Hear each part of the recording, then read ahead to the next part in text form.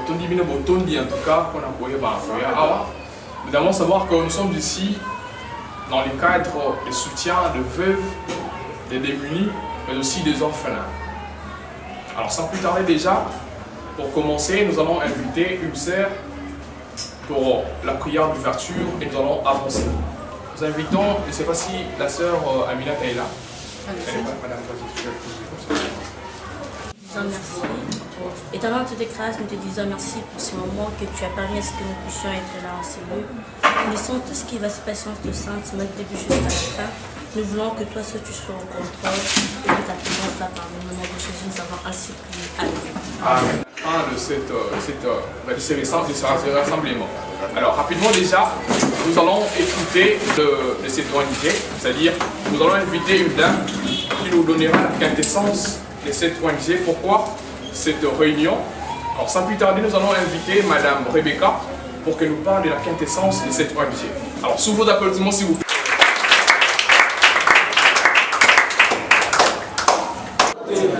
Et c'est mon ami qui a commencé le sous de l'eau. Donc là, le message a commencé à tant on y a surtout le sous de l'eau. Alors ceux qui te coûtent l'eau, ils allaient pour na toka bola lisusu esengo ya kokuta na elongo. Amen. Toka bola lisusu esengo komona na lelo. Izabongo te. Pourquoi tout le monde lelo c'est que tokokabola mwa lipa, tokokabola mwa twanga, tokokabola esengo, tokokabola pe pasi. Yango wana na kosenga na yo kaka ozala na esengo. Kolakisa ka te ke no atokufela moboti. Ngana kufela moboti kolela te. Ukufela moboti menzambe aza elikia na yo. Ezo koloba nzambe aza elikia na. Siko ndenge na yebiso ke nzambe asala kaka na nzela ya mutu. Nisala biso tango nyonso pour que nzambe asala biso olaba. Na kati ONG tosungama eloko kolia, tosungama esika ya kolata, elamba ya kolata, tosungama ka place ya kovanda, tosungama ka tango tobelaka maladi pe tosungamaka mbongo ya kotanga kelasi. Eza bongo te? Eza bongo te? Soki eza bongo nalingi obetela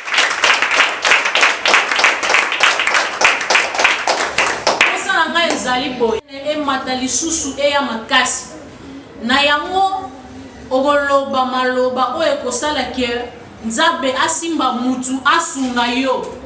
Amen. Okoloba na kamera koyoka soni te. Lobake na ONG tozwaka lipa, tozwaka kwanga, tozwaka minerval, mais suki wana te oyo tozozwa lisungi wana eza mukie makasi, tolingi lisungi wana ekoma lisusu makasi. Yango tozosenga na yo mutu tozolanda biso oyeba na kosala nini na kosunga biso. Est-ce que landinga pona kozwa ta ya tokomela ndenge tomesana kosala okozwa kaye okozwa bic okozwa pe uniforme. Est-ce que ozoka ngai malamu mibali bakozwa mwa misala ya mike ya kosala pour que bazanga ata infranté ya kosunga pe na kati na libota. Est-ce que za bongo? Loko les abongo tozo leka directement na service bazo kabola biso ya kolia, bazo kabola biso ya komela pe tozo benga yo oleka déjà liboso moko koleka akoloba nini oyo lingi basunga yo, nini oyo lingi basalela yo koyoka soni te loba yango parce que to lingi ONG na biso esala nini eya. Où est-ce qu'on peut applaudir une fois les plus pour Madame Rebecca? Merci beaucoup. Après Madame Rebecca, nous allons inviter à présent un papa. Alors, sous vos applaudissements, nous allons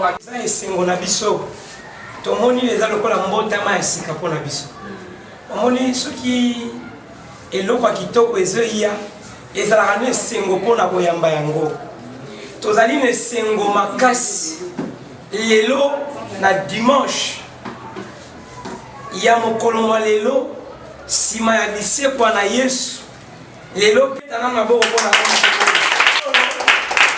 na nzela ya bakambi ya onje oyo Jose pe bandeko mosusu bayeba yoke libiso mawa tozali kotangisa bana oyo bozomona awa makoki eza te bakufela baboti mingi batangaka su te bavandi na bango na bandako po ete makoki eza te.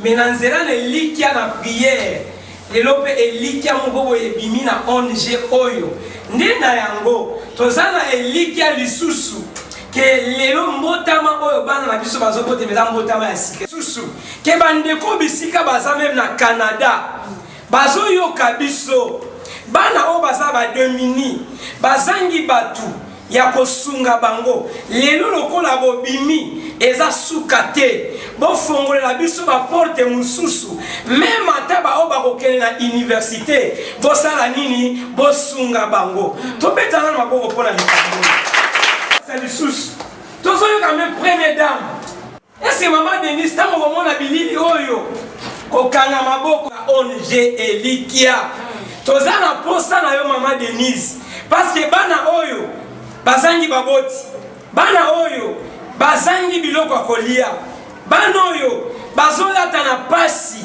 nde na yango mama Denise na nzela ya ONG elikia totie elikia ete losambo na biso eyokami mpe kolela na biso eyokami na matoi na yo mama simba papa ndenge bozali kosimba mboka oyo bofongola biso lisungi po ete bana oyo lobi bakoma batu nzambe na biso apambola bino. Alors, après ces mots de circonstance, je dirais, vous là, nous aurons des questions à vous poser, nous allons vous appeler, et moi, on a montré les gars, Mituna, classe, tout ça, ne vous dérangez pas.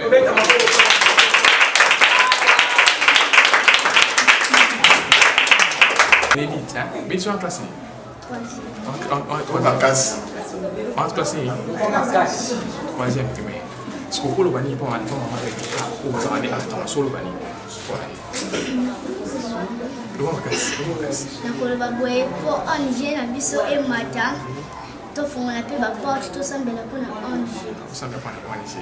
Allez, merci beaucoup. Bonjour. Bon. Ça va? Salut. Comment on est? Bien merci. Pardon? Bien merci. Ah, bien merci. Bien merci, on va classer. Bien merci, Nani. Bien merci. Donc, il faut pour Autant on va payer. Les merveilles. Les merveilles. Autant classer. 5e année. Ah, 5e année. Est-ce qu'on peut le bannir pour la ONG pour ma websérie? On a Kolba. ONG Sungabiso. Il faut que tu aies Minerval. Ça va? Ça va bien. Comment on est? Anisha. Anisha. Anisha nani? Chaba. Anisha Chaba. Anisha Chaba, on a âgé? 14. 14 ans. Dans la classe? 6e. Autant va quoi? Les merveilles. Les merveilles. Est-ce qu'on a dans la ONG? On peut le bannir pour la non, pas maman, pas maman. Nous avons vraiment. Nda abengi pakati. Nda abengi biso su pakati esika oyo. Nzamba fongola biso ba porte oyo se kalama. Nzamba afongola pesa pe kimia. Você vai bakonzi você na bom bakonzi pour en recevoir bakonzi ou le bani pour la bas. Bas ma biso pe totama na ndenge. Totama pe ndenge kimia. Merci beaucoup. Ça va bien. Comment on est? Jonathan. Jonathan. Moi dis Jonathan. Moi dis Jonathan. Moi Jonathan, on a âgé 10 ans. 10 ans. Autant on a en classe ni là. 5e. Autant quand même. La EPD Maning. Ah EPD Maning. Moi 5e en tout cas. Ce qu'on peut le bani pour la ONG pour la ONG. Merci pour la maman Rebecca ndenge azwi charge ya kofutela biso minerval kopesa baniforme. Bakonzi moko osala bana bakonzi moko. Mpo bakonzi mboka tosenga mpona mboka na biso malweka na kisokele nde bakobunda makasi ekolo totanga malamu bafutela biso minerval kolata kolia komela biso. Merci beaucoup. Allez, ça va? Comment on est? L'homme a cassé. Comment on est? Qui m'est nani? Ah, bah il est bien. Ah, je mais autant ouais. Amane. Alors, il se sonne à ONG vous avez né vous avez ndenge nini, vous va na ndenge nini, vous avez ndenge. On a bien payé, vous avez bien hein. Vous avez bien. tokosenga nini na bakonza mboka basala bino bakonza mboka osenga nini mpona ONG basala nini mpo olia basu bien osala nini osenga nini bafuta bino minavale o makasi te ya basungo mpe na bakaye ça va merci beaucoup alors ça va comment on est lo makasi Junior ça Agini 11 ans autant que classe union 4e alors surtout que tu es junior on a ONG vous va est-ce que vous l'avez bien autant bien tout ça vous l'avez bien ce que vous bossez ni pas pour bakonza mboka c'est une basunga biso na kolia na kotanga classe pour babenga na biso basunga biso na minerva na kosenga merci makasi merci makasi merci beaucoup bonjour. Bonjour. Ça va? Ça va bien. Comment on est? Cynthia Mayaku. Cynthia? Mayaku. Cynthia Mayaku. Vous avez Agini? On a 13 ans. 13 ans, on a classe union. Merci. Merci. Alors, Cynthia Mayaku, tu as ONG Z et l'ICA. Est-ce que vous l'avez bien? Vous me l'avez bien? Vous l'avez bien, mais basunga biso pour nous voir minya pas baso bien biso. On a pas basunga biso. Basunga bino. Vous l'avez nini awa? Kolia, komela, tout ça. Vous avez nini awa? Vous l'avez la passe. Vous l'avez la passe. Vous savez que vous avez beaucoup de discours dans le bar. Vous savez qu'on a beaucoup de basunga biso. Basunga bino. On n'a pas baso bien biso na école. Vraiment. Ok, merci beaucoup. Fernande. D'accord. Maman, tu es bien. En tout cas, tu es bien. Vous allez faire ballon. Tu continues à ONG awa. Na sepeli mingi lokola directeur Banza ayaye kobenga ngai na sepeli na kombisi nzambe nayokilaka ngo na sango ONG nayebaka na ngai te ntina ya ONG mais lelo directeur Banza aye koyebisa ngai okuna bafungoli ONG elikia ngana bishance ata lelo kaka nakende kokuma nanga kuna namona soki ezalaka ndenge nini koya na ye bana na ngai bakoko na ngai bazoyebisa ngai mama awa eza leson ngapi na sepeli lokola mobali na ngai mpe abele na ye kala mbulo ya seti akota ndako bana oyo na ye na bango awa mpe kotanga na bango ezalaka kaka mpasi de bakoko na bango mobali abela yango wana papa directeur amonaki na mawa wana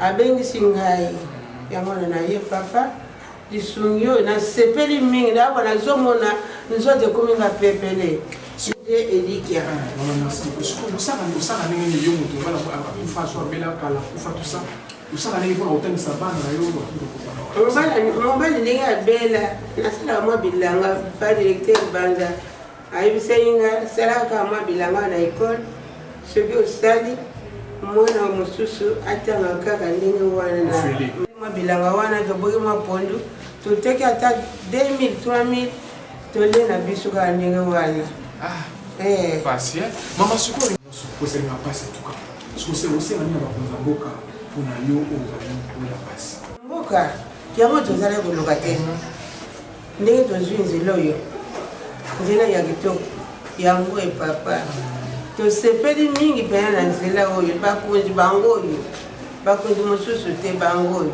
ndenge baza boye nzambe apambula bango azala mpenza makasi afungwama mpo asalisa biso tokende liboso. Merci mama. Kombo na ngai Ngonganga Romer nazali travailleur nasalaka na niveau ya école. Alors koya na yo awa ezali mpona koya na ngai awa mpena mosala ezo marché mpenza makasi te, donc souci na ngai naza nango mpenza mama Rebeka napesi ye merci mingi mpo aponi na ONG oyo aye nango oyo bana na biso batanga mpo biso makasi ya kosala mpenza kozwa mbongo eza mpenza te. Condition ya mboka na biso mokonzi ya leta ifala atalela biso mpenza makambo oyo ndati nzambe asungi tokoti na ONG elikia to marché kaka na likambo oyo ekende ti liboso. C'est quoi ça au souma? Tant que tu as moyen d'appeler la vérité, parce que là au souma, donc qu'est-ce que ça?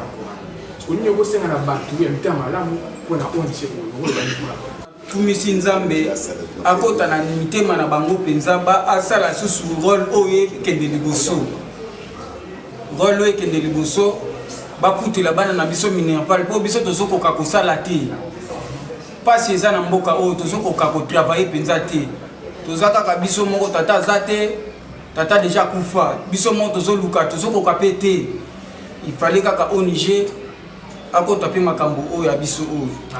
Merci beaucoup en tout cas. Comment on est? Christian Kankolo. Christian, Christian. Christian, quand on est dans la seconde classe, on a aussi. Dans la quatrième. Quatrième électricité. La quatrième, donc, on a la classe ONG et l'IKEA, c'est la quatrième. Alors, merci beaucoup de vous donner. La classe ONG, vous voulez la est-ce que vous voulez la bien? Vous voulez la bien? Vous voulez la bien? Tout ça. Ce qui nous embête, c'est ONG au Salima. La grâce à Zambé, moi, le Wamuki, ceux qui m'ont amené, grâce à maman Rebecca, à Bundara, il y a un qui est au père que je rappelle à Roulia. Donc, disons que Kotanga, moi, Roulia, moi, pas ces aliments. Moi, Kotanga, tu as moi difficulté. Nous sommes maman Rebecca Bundi. Moi, nous avons appelé à moi, la classe, parce que Bingana, enfin, la classe, vous voyez, Bingana, nous saluons, moi, 3 jours, une semaine, pour que mes classes. Alors, avant le bon mot, tu peux le psychologue. On peut se dire que nous avons sur le thème là. Pourquoi le bani pour la bon, il faut le banan. Par contre, Zambo Kabasu, on a un jeu au Likia. Papa n'a biso Félix. Papa n'a biso Kamere. Asuna Pina un jeu. Parce que maman n'a biso Repina au Sunga Pina. Parce qu'on a biso P. Rentrée scolaire, on peut vous en caler en septembre. Moi, uniforme, moi, bakaye. Ok, là où tu vois, pour la lire pas, pour la classe, pour la tout ça. Pourquoi c'est une liée, mon maman, une carole, son radio, comme ça? Pour elle, pour cela, on fait ça, merci. Zamba Batilaye, Zamba Batina, Koba Moula, Pina, na Oyazana, Zamba Boumbaye, Pina, parce qu'à Zosu, la mission, nous sommes pas dans la maison, nous sommes allés toujours côté, mais Zosu, nous sommes quand même tout ça. Merci beaucoup. Ça va? Ça va, comment on a dit? Pourquoi Alifa? Alifa Bitoula, c'est Alifa. Et moi, on s'en a agi. Il a 13 ans. 13 ans, on a en classe. 2 ans, c'est en classe. On a quoi, autant mal? Le lycée, la 12e. Alors, tu vas la catégorie. On dit Likia, tu as Likia, pas en Amérique. Beaucoup le bani sont attends, maman Rebecca, merci car pour la biso bani. Mais alors sur la biso nzamba kwa mona nzamba bakisena ya ebele. Ok, alors pour mon abato on a utaba utalayo. Oko se bani ni batamita malamu osa na bamoni pona wanje ki so. Bamoni pona wanje. Alors c'est na bato ba biso malamu to zo ba nkito kanga bien. To la malamu.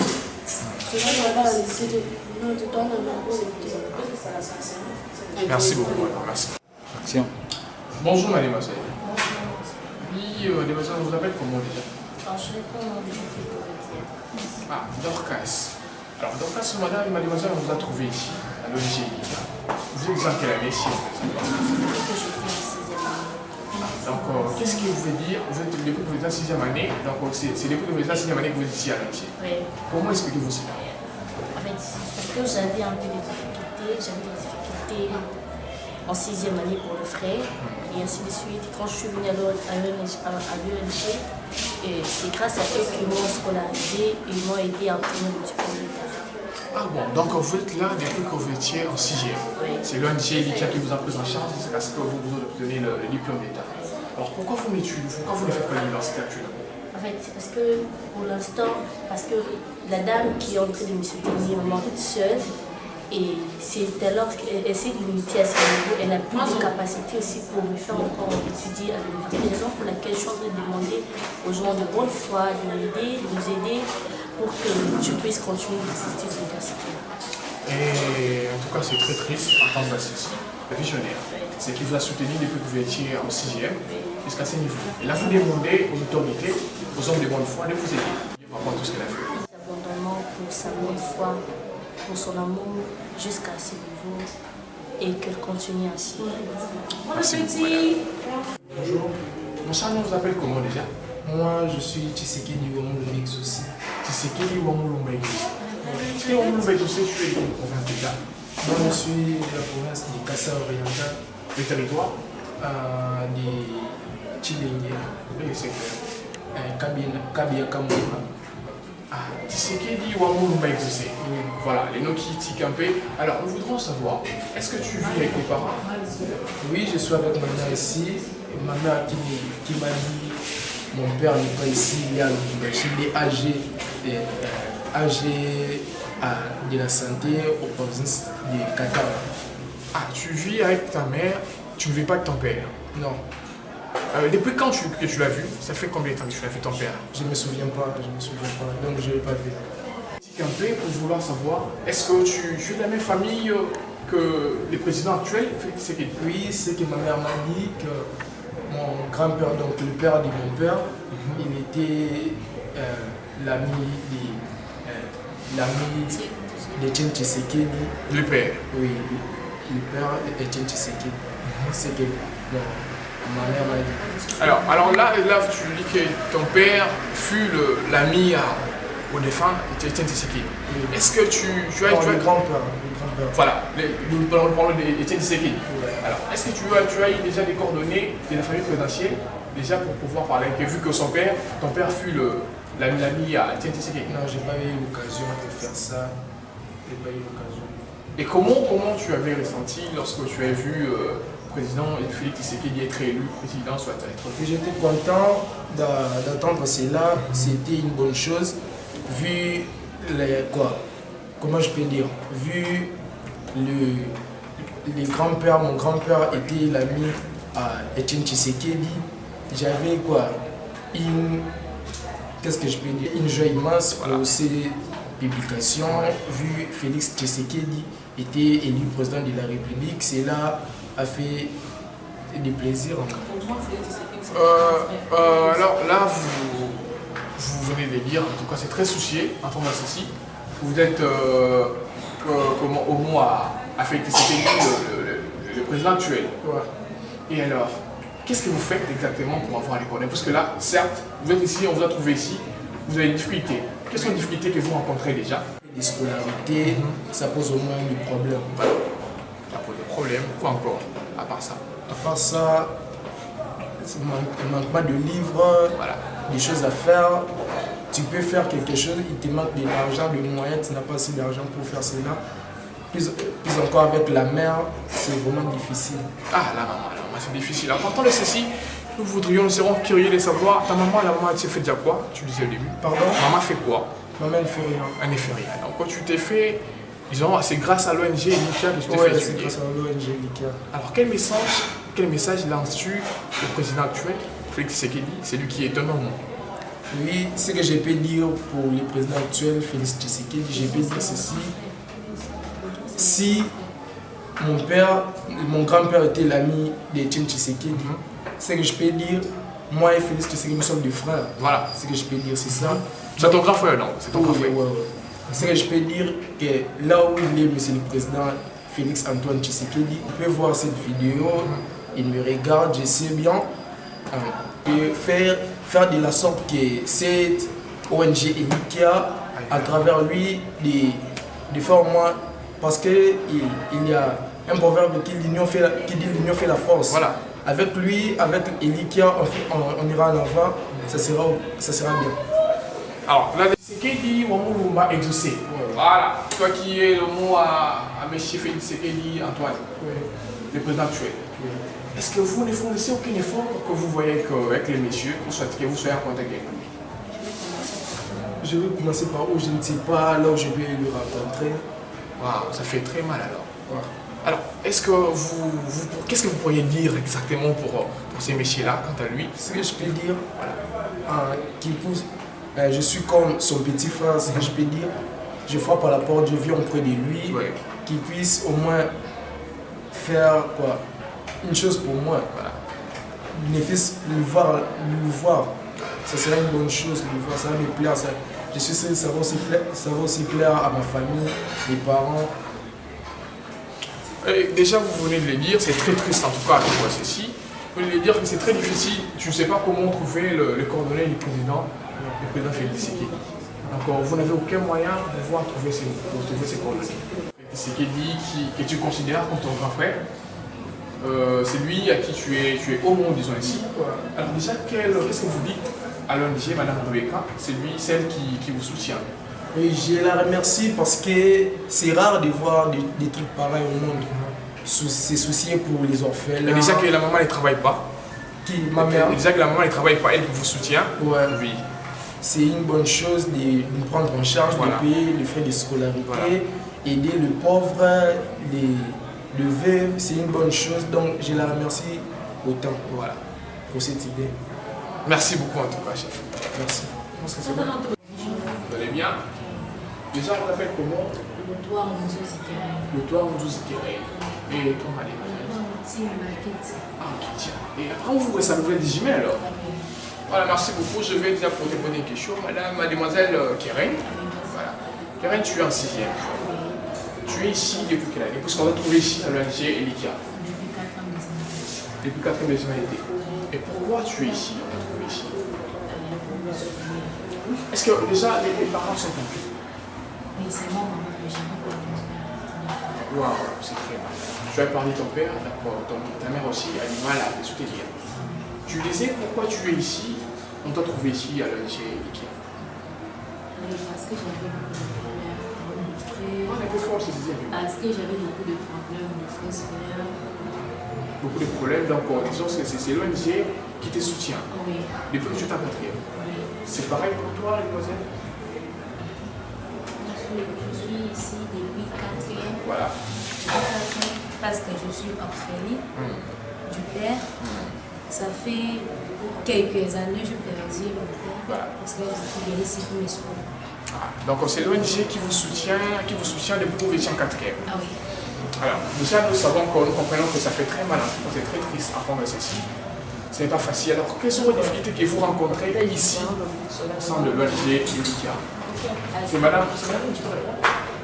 Ouais. Pardon? Difficultés financières. Déjà, vous avez du mal avec les frais et tout et tout. Oui.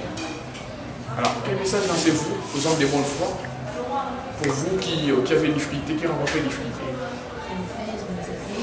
Parlez un peu fort, madame. On peut vous aider financièrement. Financièrement. Et Karen, tu as un mot à dire? Même chose. Pardon? Même chose. Ah, même chose. Merci beaucoup en tout cas les demoiselles. Ok, c'est bon. Mademoiselle,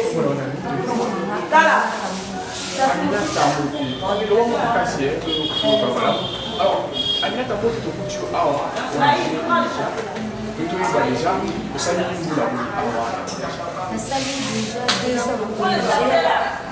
2 ans au Niger. Alors, est-ce que vos parents vont aller en vie? Ma parents vont en vie, malgré ma difficulté. Ok. Alors, tout le monde va en classe de Dans un 6e. Dans un 6e, deuxième année, il fallait là, ça la dissertation, maman, la salle a quitté contenu en bongo. Et ça a quitté l'année prochaine, il faut le battre à 6e. Ça a raté la dissertation, maman, la salle a quitté bongo. Alors, dissertation, la 6e, disons qu'on a aussi, mais ma casse est qui est ça? Parce que maman, il me casse le beau comme encore, à qui peut m'en dire, soit qui peut dans la, et si vraiment, il y a moi, ça qui m'a kata. On essaie de soutenir ceux qui m'ont aidé pour aider ma maman à faire l'année prochaine. Merci beaucoup.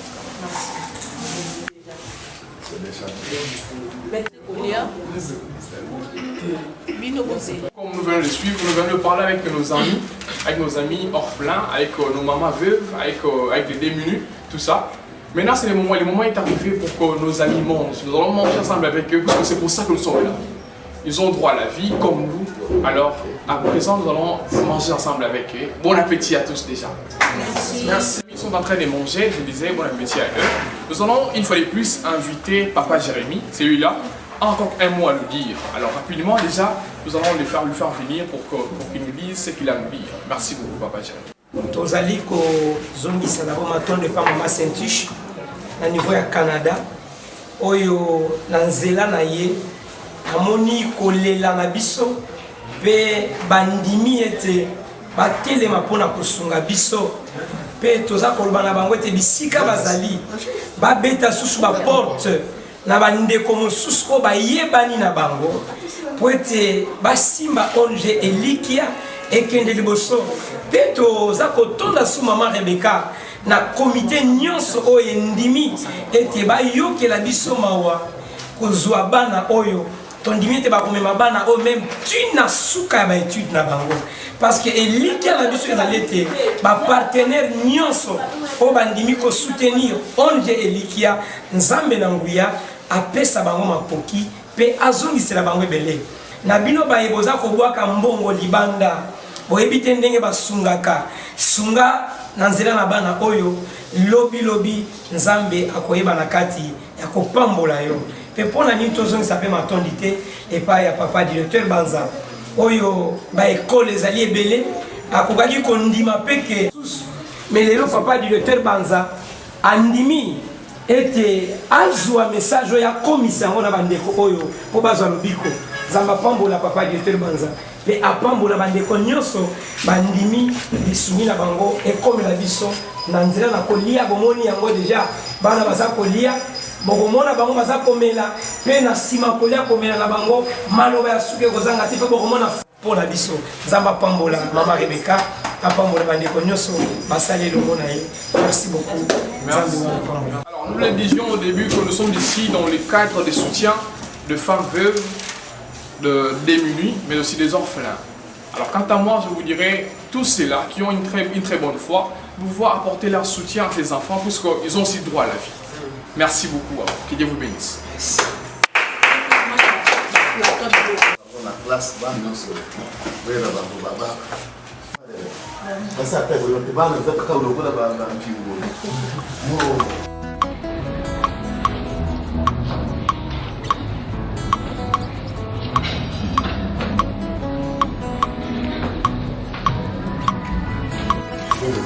Lobokona meza mokuseteo elongolaka moto na baukwe ekomisa ye hérité ya promesse tango ekoki ya bana na nzambe nanyango alingi alongwa na mawa atelaka kaka yeso yo motema soki mwana moto ataleli nzambe elongi na ye elongwaka na soni nanyango alingi ayeba motuya nzambe akanya salela ye atombola miso kote minzoto olamwa nzambe eleki ebele ayaya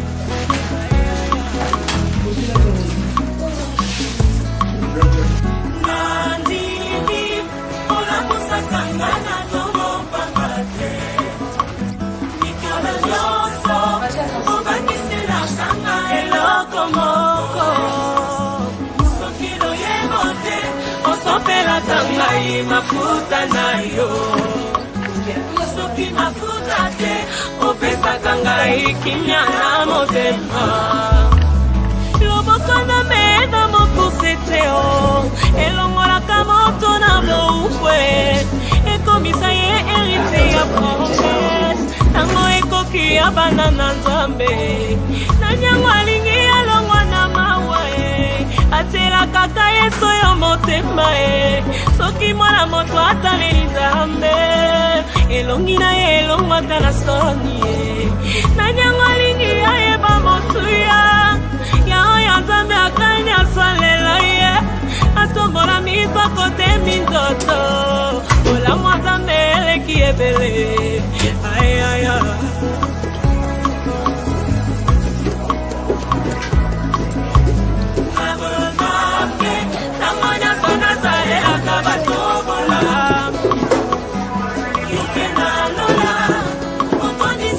kisunga na ngai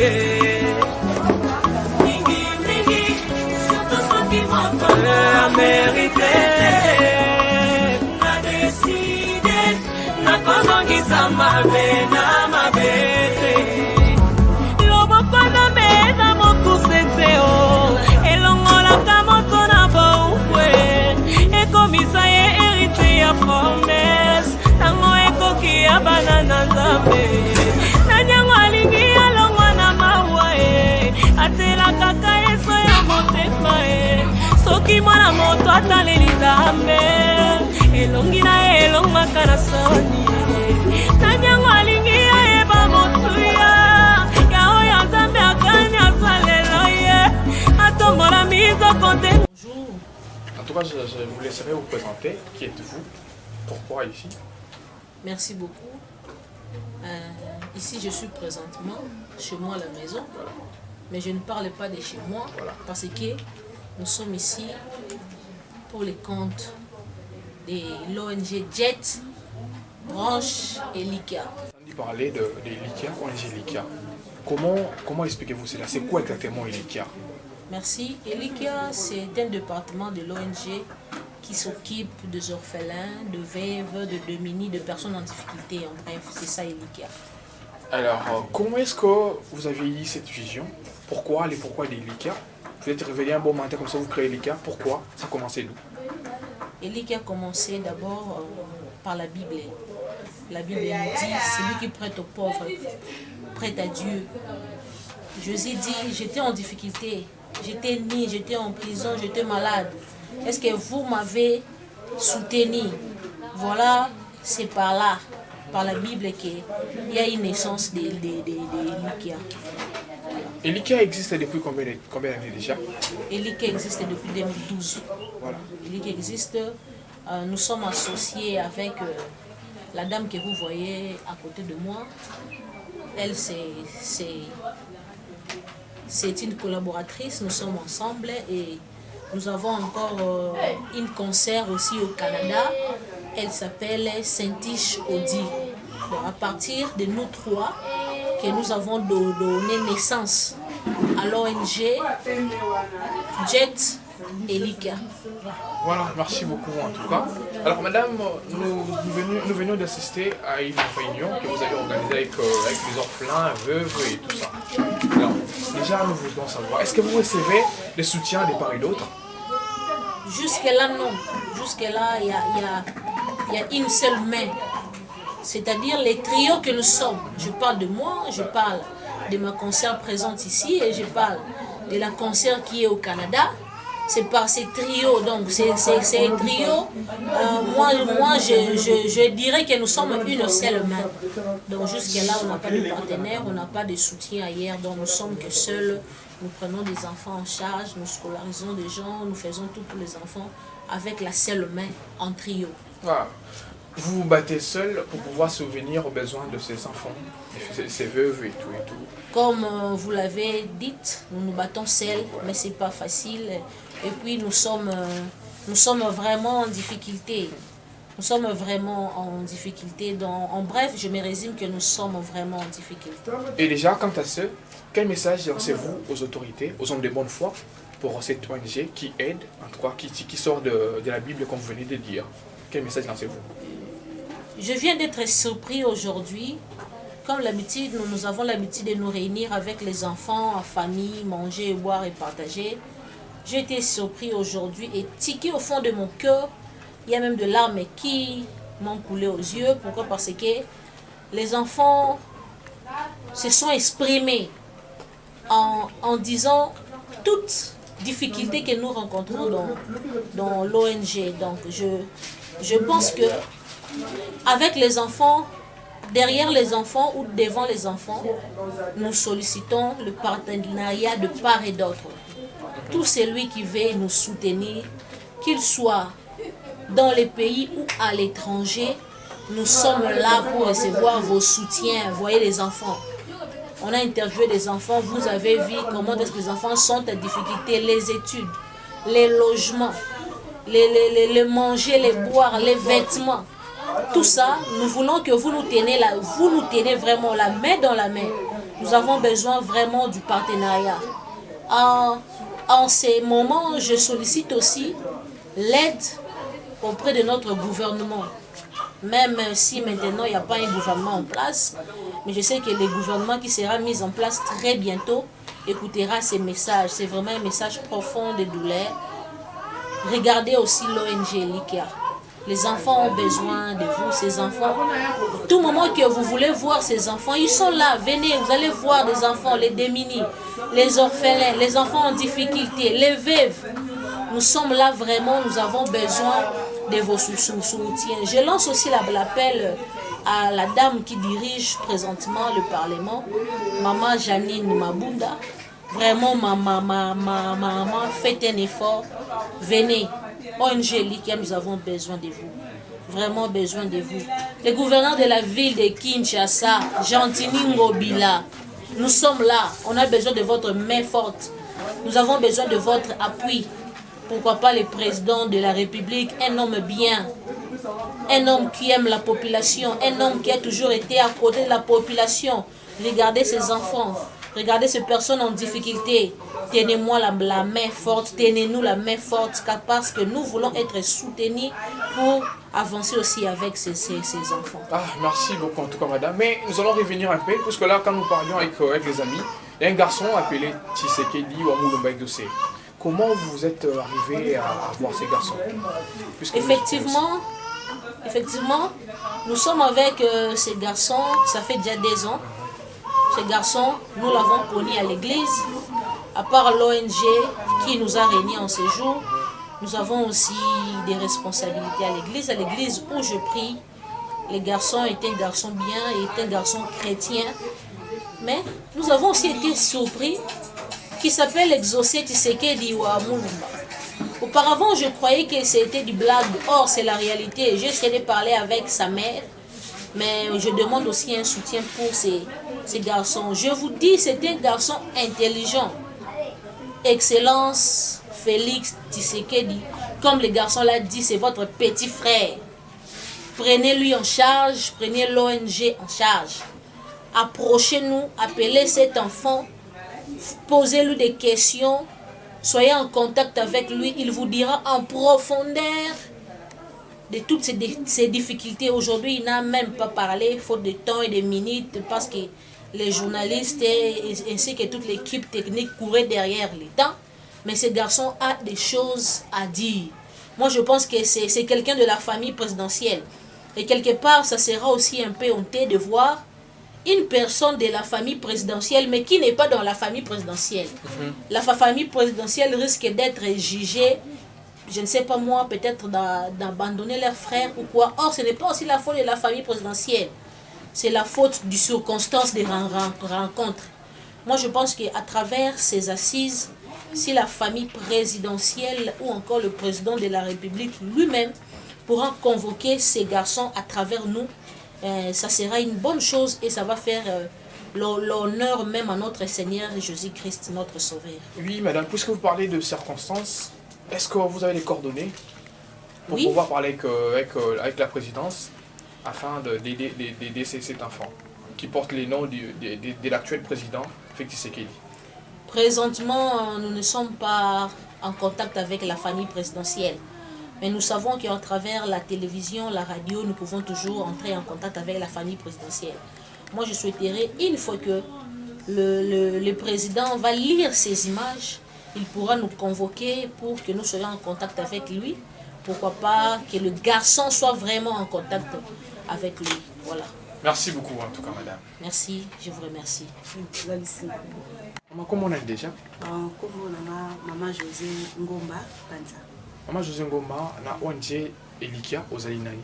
Na ONG Elikia, naza coordonnatrice na kati ya ONG Elikia. Ok. Vous êtes coordonnatrice na kati ya ONG Elikia. Alors, déjà quoi c'est nini en synthèse, en bref? En bref. Naza vraiment na ebela koloba te parce que nyonso esi elobami epai ya bana epai ya Maman visionnaire, Maman Rebecca. Et là, on a connu que le banazo paie sans zone de merci.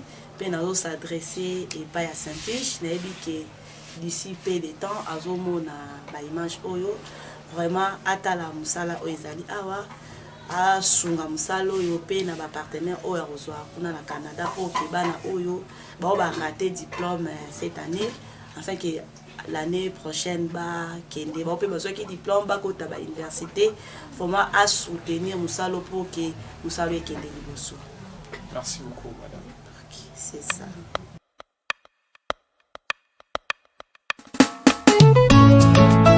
Na likolo na se mpe na se na mabele eza na nkombo mosusu te epesami na bato mpo na lobiko soki nkombo na Yesu te.